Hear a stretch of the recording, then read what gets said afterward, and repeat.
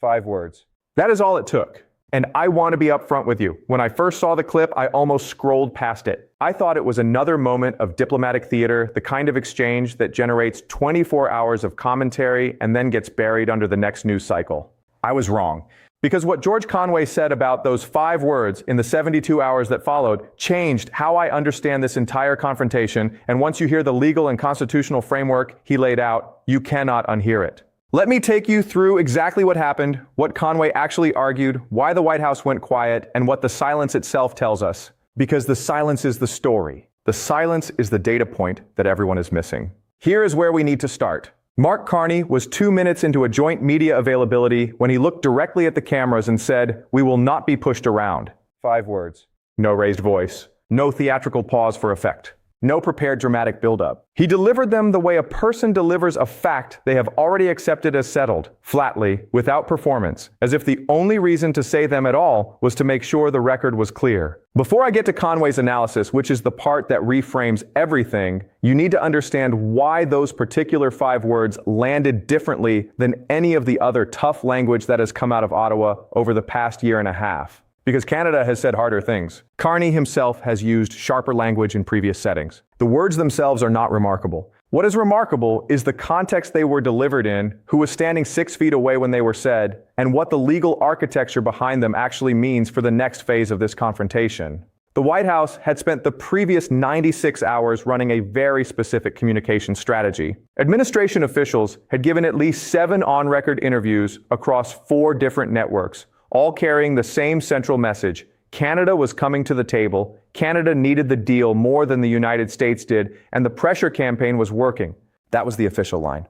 7 interviews, 4 networks, 96 hours of message discipline building toward a specific narrative. Carney said 5 words, and the narrative collapsed in real time on camera. Here is the part I had to go back and verify 3 times because I did not believe it initially. Within 4 hours of Carney's statement, every single administration official who had given an interview in the preceding 96 hours went dark. No follow-up statements. No responses to press inquiries. No social media activity addressing the exchange. 7 officials who had been aggressively on message went simultaneously and completely silent. In Washington communications, coordinated silence of that scale and that speed is not an accident. It is a decision. Someone made a call, and the call was, "Do not engage this yet, because we do not know how to engage it yet." That is what left speechless actually means in the grammar of Washington power. It does not mean nobody had thoughts. It means the institutional response mechanism broke down because the 5 words created a problem the existing strategy had no answer for. Now here is where George Conway enters, and this is the part that I could not find covered anywhere else. Conway's analysis, posted across multiple platforms and then expanded in a detailed written breakdown,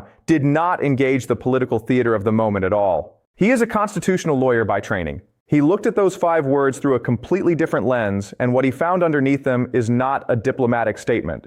It is a legal one. Let me walk you through his argument because it requires a little setup to land properly. For the past 14 months, the legal justification for the tariff and economic pressure campaign against Canada has rested on a specific set of emergency power statutes. The administration has used the International Emergency Economic Powers Act and a collection of Section 232 national security provisions to frame the measures against Canada not as trade policy decisions but as responses to declared national emergencies. This framing matters enormously, and here is why. If the measures are classified as emergency national security responses, they are largely insulated from legal challenge. Courts have historically given the executive branch wide deference on national security determinations. The framing was not just politically convenient. It was legally strategic. Conway's argument was this: we will not be pushed around, spoken by a sitting head of government in a formal bilateral setting, on the record, with full diplomatic standing, is the first time a peer-level executive has publicly named what the measures actually are: coercion, rather than accepting the national security framing. And that naming has specific legal implications that go beyond the diplomatic optics. I had to sit with that for a moment when I first read it, because on the surface, it sounds like Conway is making a semantic argument. But follow the chain of cause and effect one step further, and you will see why the White House communications team went quiet. If Canada's head of government officially characterizes the measures as economic coercion in a formal public setting, that characterization becomes part of the bilateral diplomatic record. It does not have to win a legal case to be consequential. It has to appear in enough official records, diplomatic communiques, and international institutional filings to make the national security emergency framing increasingly difficult to sustain as a good faith legal argument. Conway cited 3 prior cases where a foreign government's official diplomatic characterization of U.S. executive action contributed to the eventual judicial narrowing of that action's legal basis. He did not claim Carney's words would produce immediate legal results. He argued they were the opening move in a much longer legal strategic sequence. This is the puzzle piece I could not find anyone else connecting. The 5 words were not just a headline. They were the public-facing surface of a deeper legal architecture that has been under construction for months. Let me show you the evidence that this reading is correct, because data matters more than interpretation. In the 30 days before Carney's statement, Canada's Department of Justice filed 11 formal legal submissions with international trade tribunals and bilateral dispute resolution mechanisms. That is not a normal rate of filing. In the comparable 30-day period 1 year earlier, the number was 3. The pace of legal action accelerated by more than 250% in a single month. You do not file 11 formal legal submissions in 30 days if you are preparing to negotiate quietly and make the whole thing go away. You file 11 submissions in 30 days if you are building a legal record that you intend to use.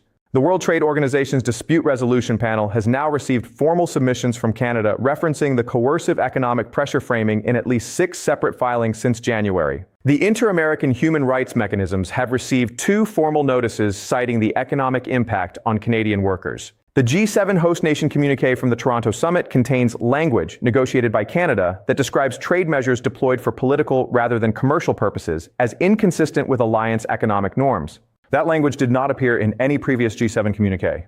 Canada put it there. And Carney's 5 words were the public signal that the legal strategy had reached the stage where it could be acknowledged openly. Conway's point was not that Carney was being reckless. His point was the opposite. Carney, who ran 2 G7 central banks and understands systemic risk at a level very few political leaders do, would not make a statement of that kind without knowing precisely what it activates. The statement was calibrated. The legal team would have reviewed it. The diplomatic team would have reviewed it. The 5 words were cleared before they were spoken. Here is where I want to zoom out for a moment, because if you only look at Canada and the United States, you miss how unusual this legal diplomatic combination actually is. When the European Union faced analogous economic pressure from the United States during the 2018 steel and aluminum tariff dispute, the EU's response followed a 3-track model: diplomatic engagement in public, quiet legal filing in parallel, and trade retaliation as a 3rd pressure lever. The EU did not combine all 3 tracks simultaneously in the first phase. It staggered them over 18 months. The result was a partial resolution that left the underlying legal dispute unresolved and required a second round of negotiations in 2021. When Japan faced similar Section 232 pressures in the same period, it chose a different approach: heavy diplomatic engagement and minimal legal escalation, accepting a quota arrangement that technically resolved the tariff issue while conceding structural ground on future market access. Japanese officials later described the outcome in private diplomatic cables, published by a Japanese newspaper in 2023, as a short-term resolution that cost long-term leverage. Canada is running a 3rd model, and it is more aggressive than either precedent. Diplomatic engagement at the public level, accelerated legal filing at the institutional level, commercial diversification at the economic level, and now explicit public naming of the coercion framework. All 4 tracks simultaneously. Conway's argument is that this combination is significantly more dangerous for the administration's legal position than either the EU model or the Japanese model was, precisely because it does not give the administration a clean avenue to offer a face-saving resolution that also resolves the underlying legal exposure. That is the part that most of the coverage is missing. Everyone is focused on the political theater. Conway is focused on the legal corner. Now let me give you the honest version of the counter-argument, because it deserves to be taken seriously before I explain why it falls short. The strongest pushback on Conway's analysis goes like this: legal filings and diplomatic characterizations matter far less than raw economic dependency. Canada sends approximately 75% of its exports to the United States. The U.S. absorbs roughly 97% of Canada's oil exports. No legal filing changes those numbers. No diplomatic characterization in a G7 communique changes the fact that if the U.S. reduces purchases of Canadian energy, Canadian provincial economies feel the impact within months. The legal diplomatic strategy Conway is describing is sophisticated, but it is sophisticated maneuvering inside a relationship where the structural leverage still runs overwhelmingly in one direction. That is a fair argument. It was the argument I found most compelling before I looked at the recent data. Here's why the data complicates it. Statistics. Canada's most recent quarterly trade figures show non-US export revenue grew 24.8% in the first quarter of 2026 compared to the same period in 2025. Canadian energy exports to non-US markets grew 22.3% over the same window, reaching $28.8 billion. Aluminum shipments to non-US destinations grew from $738 million to $2.1 billion year over year, a 184% increase in 12 months. These are not projections. These are completed transactions. The dependency numbers that make the counter-argument compelling are 18 months old. The trade data that challenges them is current. The dependency is real. It is also moving in real time, and it is moving in a direction that progressively weakens the leverage the counter-argument depends on. Conway's framing accounts for this. He was not arguing that Canada has already escaped the dependency. He was arguing that Carney's 5 words represent the moment Canada publicly acknowledged it is trying to, and that the combination of legal filing, diplomatic record building, and commercial diversification makes the timeline for meaningful leverage shift shorter than conventional analysis assumes. Let me bring this to something concrete, because at some point the macro has to connect to what it actually means for people. Federal Reserve research published in March 2026 found that U.S. businesses and consumers are absorbing approximately 90% of the total cost of tariffs applied to Canadian goods. Average household tariff burden is estimated at $2,500 in 2026. More than 100,000 U.S. manufacturing jobs were lost in the 12 months preceding that report, concentrated in sectors with heavy Canadian input dependency: automotive, construction materials, aluminum fabrication. Construction spending on U.S. manufacturing facilities, the headline metric used by the administration to claim reshoring progress, fell from $230.9 billion in January 2025 to $196.2 billion in January 2026. For Canadians, the Bank of Canada's own modeling suggests tariff-exposed manufacturing input costs could rise between 3% and 7% depending on the sector if the current structure holds. That translates into higher vehicle prices, higher construction costs, higher appliance prices, and higher food processing costs in a consumer environment already stretched by housing and grocery inflation. The economic pain is real on both sides of the border. But here's the asymmetry that Conway identified and that most commentators are not accounting for. On the Canadian side, the pain is being used to justify a capital reallocation strategy that has already begun. The $500 billion Defence and Industrial Investment Framework, the EU SAFE agreement that gives Canadian firms access to a $244 billion European defence procurement pool, the Export Development Canada commitment of $25 billion in incremental trade financing by 2030, these are not responses to pain. They are investments that the pain made politically possible to fund. Every tariff escalation lowered the domestic political cost of redirecting capital that would previously have gone to American suppliers. On the American side, the pain is accumulating without a comparable reallocation strategy in place. The reshoring numbers are declining. Small business importers paid an average of $441,000 in tariff costs over the most recent 12-month period, a tripling year over year, according to Center for American Progress Analysis. Procter & Gamble reported a $1 billion annual tariff impact and raised prices on 25% of its products. General Motors reported $3.1 billion in tariff costs in 2025. These are not projections. These are reported financial results from named companies. The pain on one side is being converted into strategic assets. The pain on the other side is being absorbed without a corresponding strategic shift. That asymmetry is what gives Conway's legal analysis its force. Carney's 5 words were not reckless bravado. They were a confident statement by someone who has run the numbers and concluded that the balance of who needs this relationship to stabilize more urgently is shifting. The CUSMA review begins this summer. That negotiation is going to happen in a context that looks fundamentally different from the context that produced the original NAFTA replacement in 2018.